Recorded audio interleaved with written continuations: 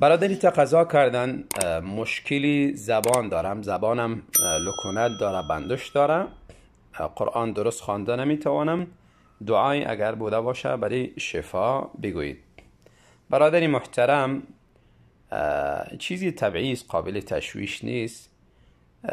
از جانب الله تعالی گاهی انسان زبانش لکنت داره، بعضی انسانها یا گاهی به اثر بعضی مرضهای لکنت و بندش پیدا میشه. پس زیاد انسان دعا بکنه، هر دعایی را و به زبان خودش یا به زبان عربی یاد داره، زیاد دعا بکنه تا اینکه مشکل الله تعالی از سرش دور کنه. و همچنان اگر به علاج ضرورت داره به دکتر مراجعه کنه تا اینکه اگر علاجی بوده باشه علاج بگیرد. و این دعا را زیاد تکرار کنه همراهش، که موسی علیه السلام چنین مشکلی را داشتن. در سوره طه الله تعالی از موسی خبر میدهد که میگفتند رب اشرح لی صدری و یسر لی امری واحلل عقدة من لسانی یفقهوا قولی. موسی علیه السلام هم مشکل لکنت زبان داشتن، از الله خواستن که امی لکنت زبان مرا باز کو تا اینکه قومم گپ مرا بهتر بفهمن. پس راهش دعای زیاد است و اگر به علاج ضرورت است علاج بگیرید.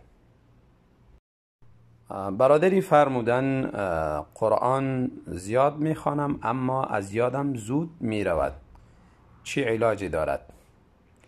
برادری محترم، ذهن انسان که کن میشه و قرآن یا علم زود از یادش میرود اسباب مختلفی داره.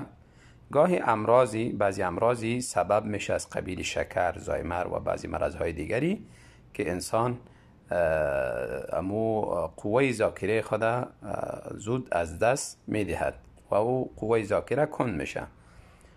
و گاهی هم معاصی می باشد، و شعری به امام شافعی رحمت الله علیه نسبت داده شده: شکوت الى وکیع سوء حفظی فارشدنی الى ترک المعاصی. بری وکیع استادم شکایت کردم از کندی ذهنم، که ذهنم کند شده، درست حافظم هر چیزی را برداشت کرده نمیتونه و ضبط کرده نمیتونه. فرمود استاد برام ارشاد کرد که گناه ها را ترک کن، به خاطری که علم نور است و نوری الله تعالی برای انسان گناهگار داده نمی شود. و گاهی هم اسباب کندی ذهن که انسان زود از یادش میره غم هاست و اندوه هاست و بعضی مشاکل ذهنی دیگری است. انسان کوشش کنه که این مشکلات از خود دور بکنه و اگر مشکلی امراض داره به دکترها رجوع کنه، علاج از دکتر بگیره.